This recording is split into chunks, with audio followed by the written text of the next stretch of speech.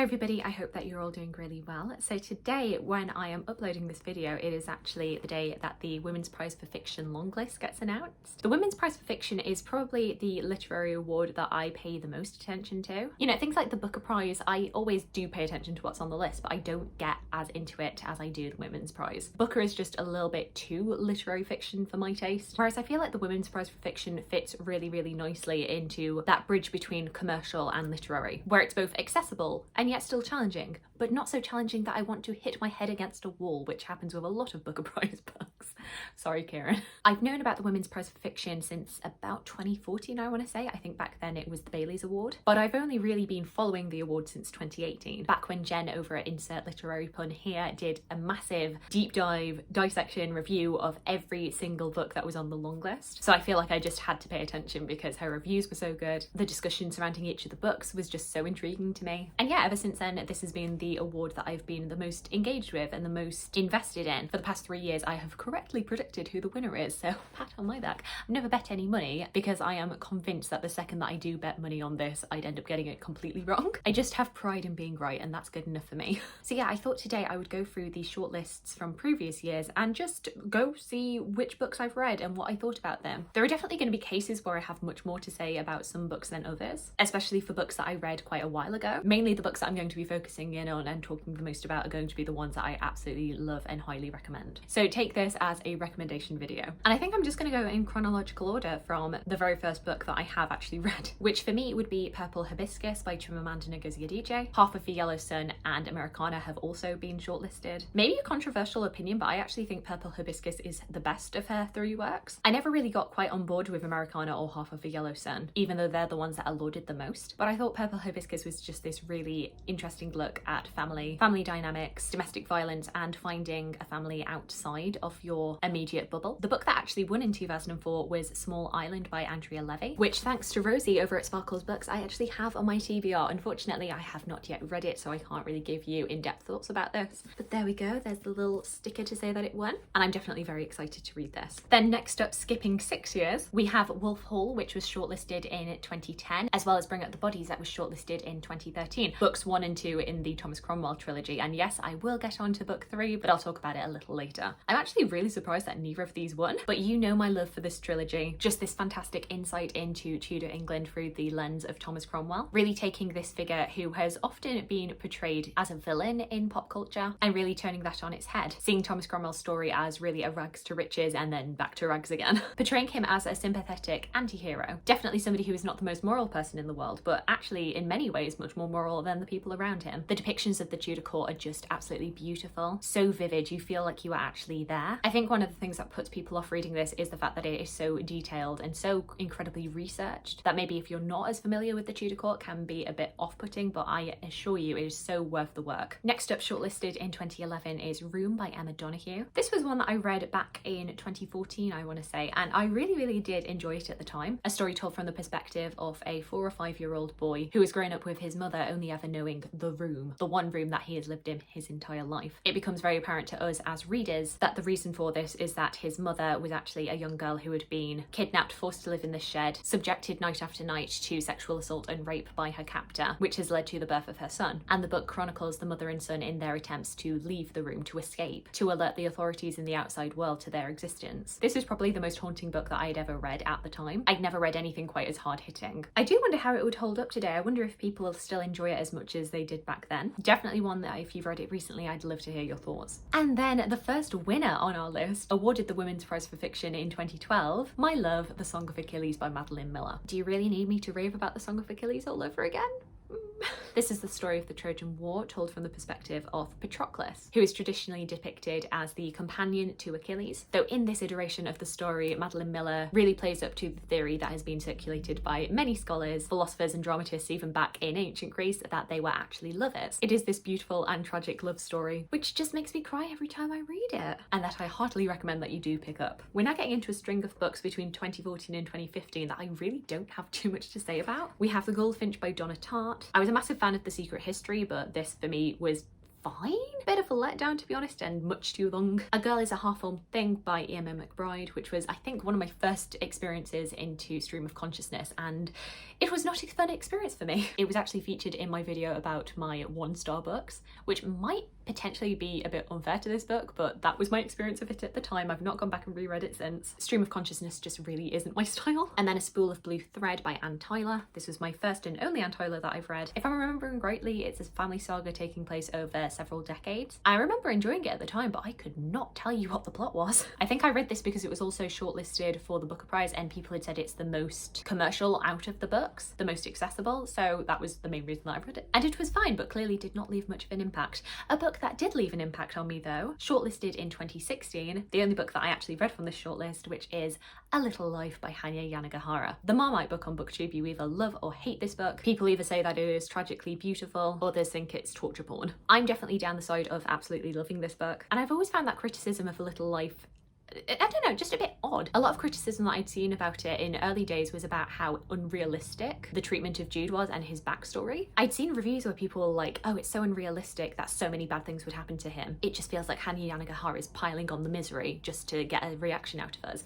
And I don't know, there's part of me that just thinks, do you really think it's unrealistic that somebody could have all of these bad experiences? Sadly, I personally don't think it's that unlikely that somebody could have these massive traumas, this constant cycle of abuse happening in their lives. There was no moment in this book where I thought, God, Hanya Yanigihara, you're really piling it on thick. I thought, yeah, these things could happen to a person, and how horrible that is that it could happen. I felt nothing but sympathy for this character and wishing that I could just jump into the book and take him out. And I think that's a sign of how well written this character is and how much you come to care for these characters. I also think this book has been unfairly dubbed as just misery all the way through. Whereas what I would say about this is that the traumatic things that do happen, the incredibly sad things that do happen, are really buoyed up by these wonderful, warm, happy moments that do happen. These themes of friendship and found family, of finding love when you think that you yourself are unlovable. I think the moments where I cried in this were not tears of feeling so sad about the sad things that were happening. It was tears of joy, because this character who has had so many bad things happen to him was finding real warmth and affection and love, real unconditional love, and how beautiful that was. So I'm personally on the side of really loving it. I will just say though, this book does come with massive content warnings for self-harm, for suicide, for sexual abuse, for violence, just like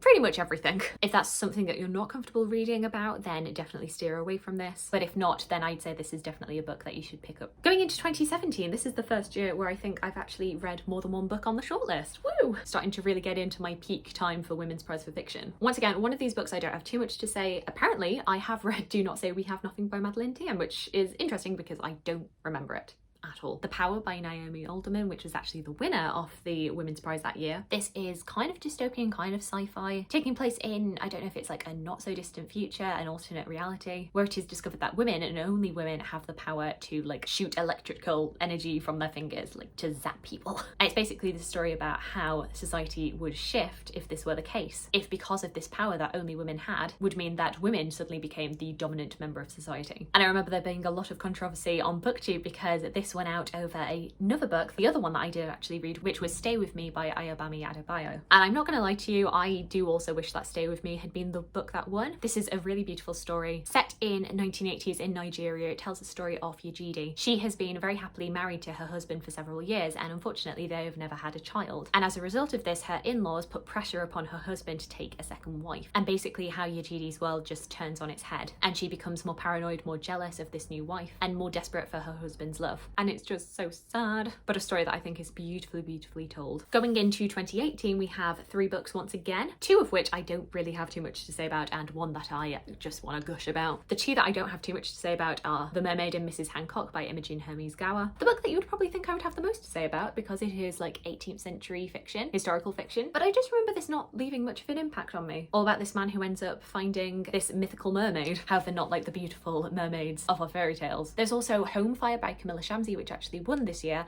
and as you will see, I don't think this should have won. I think that When I Hit You by Mina Kandasamy should have won the Women's Prize that year. Home Fire is a modern reimagining of Antigone. I remember people getting very excited about this and saying how brilliant it was. I found it boring. When I Hit You, on the other hand, is just When I Hit You is apparently meant to be semi-autobiographical. A lot of this is inspired by Mina Kandasami's life, apparently. And it's this really unsettling, haunting depiction of domestic violence, of gaslighting. It's about women's empowerment and controlling your own narrative. And it's just so good, and it should have won. It's one of my favourite books of all time. It's definitely one that I want to reread. I am never going to be over the fact that this didn't win, because in my opinion, Home Fire is completely overrated. Then moving on to 2019, this is actually the year that I've read the most books on the shortlist. In fact, the only one that I haven't read is Milkman by Anna Burns, and as I've said previously, I am not a big stream of consciousness person, and apparently Milkman is meant to be very stream of consciousness, so I steered away. I steered clear of that, like no me gusta. And as I say, this is the first year where I correctly predicted what the winner was going to be, which was An American Marriage by Tayari Jones. This is absolutely brilliant. This is all about a couple, Celeste and Roy, who are a newly married couple. They've only been married a year when Roy ends up being imprisoned for a crime that he did not commit. And it's the years following that of them writing to each other, trying to maintain their relationship when they are apart, but also what happens when another man enters Celeste's life. I thought it was absolutely beautiful and a well-deserved winner. Along with that, on the shortlist was The Silence of the Girls by Pat Barker. This is another Trojan War narrative, but from the perspective of Briseis, who was Achilles' war prize. This was a Greek myth retelling that I quite liked, but wasn't one of my favourites, and I think partially due to one of the things that I think a lot of people bring up, which is that partway through the book, the perspective shifts, and instead of being told from the perspective of Briseis, it moves to being told by Achilles. And I just thought, hang on, wasn't this book meant to be about reclaiming Trojan women and their voices and their narratives? Why have you just suddenly given the perspective over to this man who gets so much page time? I know a lot of people weren't a fan of the fact that Pat Barker uses a lot of modern language and slang. That was something that didn't bother me too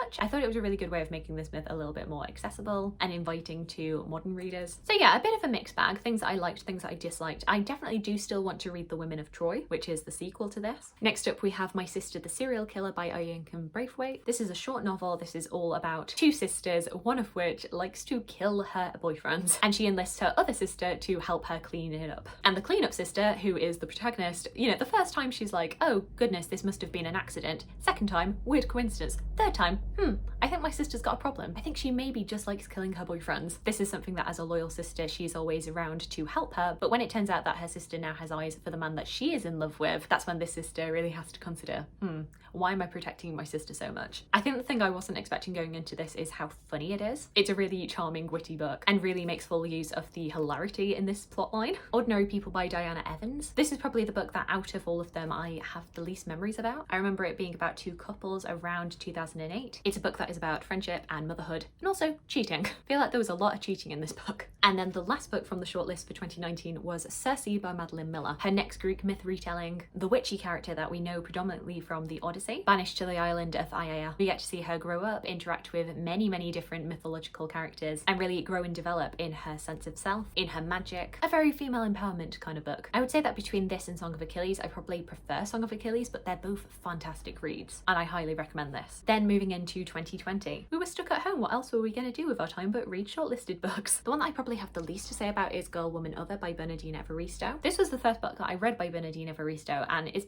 maybe my least favourite, but I feel like I didn't really get it at the time. This was also the very last book that I read pre-lockdown, so I don't think my head was quite in the right place for this. I just have these memories of reading it on the bus to work, hearing people coughing around me and everybody being like and I feel like any book that I would have read in that situation probably would not have sunk very much into my brain. So this is definitely a book that I think I need to reread. 1,000 Ships by Natalie Haynes. This is another Trojan War retelling. I'm getting a sense that the Women's Prize really like these. But this actually did what I wanted The Silence of the Girls to do, and actually focused on multiple women that were involved in the Trojan War in some way. And it's really just little snippets here and there. It's almost like short stories. But this was really good for me as an introduction into Greek myth. I think I read this back in 2019 when it first came out. And to be honest, my knowledge about Greek myth was not very good, especially not for the Trojan War. So this was a really good primer. The winner of 2020's Women's Prize was of course Hamnet by Maggie O'Farrell. This is a book that I actually did a full review on, so I'll link that down below. It was a book that the first time that I read it, I was not so keen on. Like, it was fine, it was a 3-star, but I had issues with it. The second time around, I enjoyed it much more, and I especially enjoyed its depictions of grief and motherhood. But I would say that my personal winner, you could have seen a mile away, would have been The Mirror and the Light by Hilary Mantel. I didn't think it was going to win. I did think that Hamnet was was going to be the book that won. I was so cross about the fact that The Mirror and the Light didn't make it to the Booker shortlist. You're really telling me that those 6 other books were better than The Mirror and the Light? Really? Really, Booker Prize? Really? But then I also didn't think it was going to end up winning the Women's Prize because I feel like that would have been too obvious. It's fine.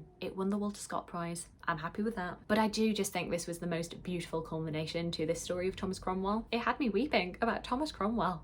For God's sake, Hilary. And finally, we're getting into the 2021 books that I have read. And I will say, I've not actually read that much from the 2021 shortlist. It was probably the one that I've been the least engaged with since 2018, because as we will remember, I actually was not fussed at all on Piranesi, which ended up winning, which is interesting because I did still think it was going to win purely on the basis of Susanna Clarke's reputation and her name, but it just was not a book that worked for me. It was way too weird for my liking, and I just do not see what other people see in this book. A book from the shortlist that I haven't read but is on my TBR is Transcendent Kingdom by Yanigihara. Once again, a book that Rosie from Sparkle's Books got for me. Thank you, Rosie, for helping me with my Women's Prize quest. And then the only book from the list that I have read and had, you know, fairly positive thoughts on was The Vanishing Half by Britt Bennett. This is the story that is a Passing by Nella Larson retelling, which is a story about 2 sisters who are both quite light-skinned black women who come from this town for whom the aim is to get lighter and lighter through each generation. So they've had these very colorist mentalities just permeate through their entire childhood. One day they decide to run away in order to carve out a new life for themselves. Unfortunately, after a few months, the sisters end up separating, with one of the sisters deciding that she is going to pass for white in order to have a new life for herself. And it basically follows the next decades and the consequences of this split and the choices that these 2 sisters made. It's a book that is very much about performance in so many different ways, not just appearance-based performance and this racial-based performance, but also performance in terms of like being on stage, in terms of drama, as well as gender performance. There's actually a character in here who is transgender, and so this question about gender and what that means is really explored in a way that I thought was really well done. It's a book that I wouldn't say absolutely blew me away, but it was, I think, a pretty worthy addition to the shortlist. But I feel kind of sad because I don't have anything like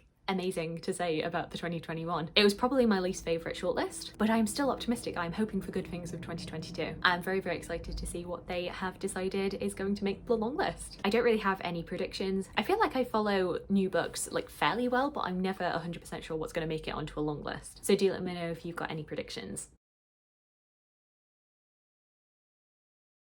As always, let me know if you've read any of the books that I've spoken about today, and if there are any other Women's Prize for Fiction shortlist or winners that you have read yourself. I'd love to hear from you. I hope you're having a fantastic, fantastic day, and I look forward to talking to you again soon. Thanks. Bye.